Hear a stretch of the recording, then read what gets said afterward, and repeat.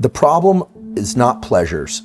The problem is that pleasure experienced without prior requirement for pursuit is terrible for us. It's terrible for us as individuals. It's terrible for us as groups. And I have great confidence in the human species to work this out. But we are finding now, and we are going to increasingly find, that those who will be successful, young or old, are going to be those people who can create their own internal buffers. They're going to be able to control their relationship to pleasures, because the proximity to pleasures and their availability is the problem. If you look at the increase in use of drugs of abuse or prescription medication, which at least at the first pass deliver pleasure, pain relief, the whole issue with the opioid crisis, and dopaminergic drugs like Ritalin, Adderall, there is sometimes is a clinical need, but tons of people are taking those recreationally now or to study. Huge dopamine increases are what those cause. That is a problem. That's a serious problem, because it creates a cycle where you need more of that specific thing. I always say addiction is a progressive narrowing of the things that bring you pleasure. And I don't like to comment too much on enlightenment, because I don't really know what that is as a neurobiologist, but a good life, we could say, is a progressive expansion of the things that bring you pleasure. And even better, is a good life is a progressive expansion of the things that bring you pleasure and includes pleasure through motivation and hard work. And understanding this pain-pleasure balance, whereby if you experience pain and you can continue to be in that friction and exert effort, the rewards are that much greater when they arrive. And so I think that if you look at any drug of abuse or any situation where somebody isn't motivated, or now they may have clinically diagnosed attention deficit hyperactivity disorder, but a lot of what people think is ADHD, it turns out, is people just over-consuming dopamine from various sources.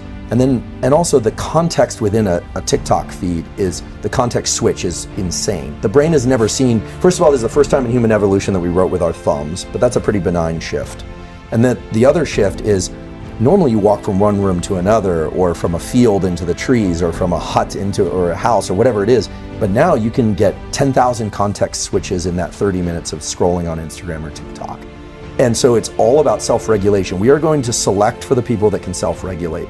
So then people say, well, how do you self-regulate? How do kids self-regulate? Well, this is my hope, and one of the reasons I've gotten excited about public education and teaching neuroscience is that this is a place where knowledge of knowledge actually can allow oneself to intervene.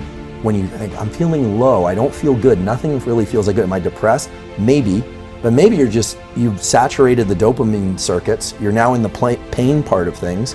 What do? Well, you have to stop. You need to replenish dopamine. You need to stop engaging with this behavior, and then your pleasure for it will come back. But you have to constantly control the hinge. It's not just about being back and forth on the seesaw. You have to make sure the hinge doesn't get stuck in pain or in pleasure. Scrolling social media. If you've ever scrolled social media and you're like, I don't even know why I'm doing this. It doesn't really feel that good. And I can remember a time where you'd see something that was just so cool, or you'd see something online. TED Talks, I remember spending a winter in my office when I was a junior professor, cleaning my office finally, and binging TED Talks in the background, thinking this is a good use of my time. Pretty soon, they all to me. I was like, this isn't good. So what you need to do is stop watching TED Talks for a while, wait, and then they become interesting again. And that's this pain-pleasure balance.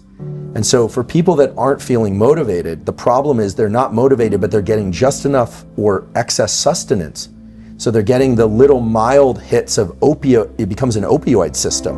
And if you think about the opioid drugs as opposed to dopaminergic drugs make people rabid for everything. Drugs of abuse like cocaine and amphetamine make people incredibly outward directed. Right? They hardly notice anything except what they want more of, more. It's bad.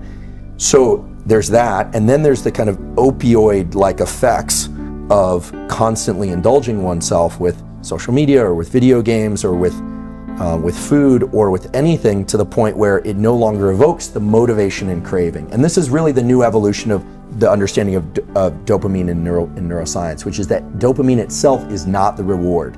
It's the build-up to the reward. And the reward has more of a kind of opioid bliss-like property, which itself is not bad if it's endogenous, released from within. But when we can just sit there like the rat with no dopamine, gorging ourselves with pleasures, so to speak, what you end up with is somebody that feels really unmotivated, and those pleasures no longer work to tickle those feel-good circuits. And so there's no reason for them to go out and pursue anything. And that's a pretty dark picture. So the keys are to pursue rewards, but understand that the pursuit is actually the reward. The element of pain. I think that understanding that pain and pleasure are in this really dynamic balance can also help us, which in the following way. Any pain that you feel, the longer day, the less sleep, the kind of agony that things aren't working, that power outlet doesn't work, or the internet is slow, whatever it is, the amount of pleasure that you will eventually experience is directly related to how much pain you experience.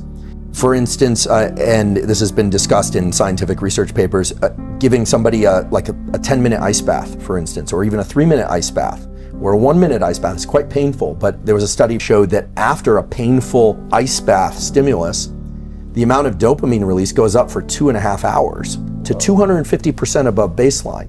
And that's not because the ice bath itself evokes dopamine release. A lot of people think, oh, cold water evokes dopamine release. No, pain evokes dopamine release after the pain is over.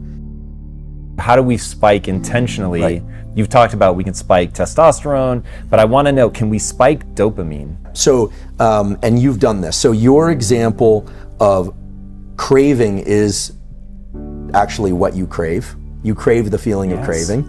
Is beautiful because what it means is that you don't allow yourself to go so far down the arc of the dopamine trajectory to get to the other source of motivation. So there are two sources of motivation as it relates to dopamine, and then we can think about tools that we could export from these that are nested in neurobiology. The first is to do what you do, which is to be able to sense the craving as its own form of pleasure. This has kind of remnants of Carol Dweck's growth mindset, that you eventually develop a pleasure in the seeking and the striving. Has flavors of a David Goggins type approach where it seems like he gets pleasure from the friction itself. And so there are elements of that. You seem to have that as well. But if you can start to identify the craving as its own internally released drug, this thing dopamine, that is a source of motivation, then what you realize is that capturing the reward is wonderful, but attaching dopamine to the reward is actually a little bit dangerous. Celebrating the win more than the pursuit, it actually sets you up for failure in the future. And so this gets us right into something called dopamine reward prediction error. And reward prediction error is basically if you expect something to be really great, and then it's not quite that great, your dopamine baseline lowers. And now understanding what we know about dopamine, that means that not only did you feel as if you lost because it wasn't as much a celebration as you thought it would be, but it also means that you're starting from a lower place, meaning you are less motivated.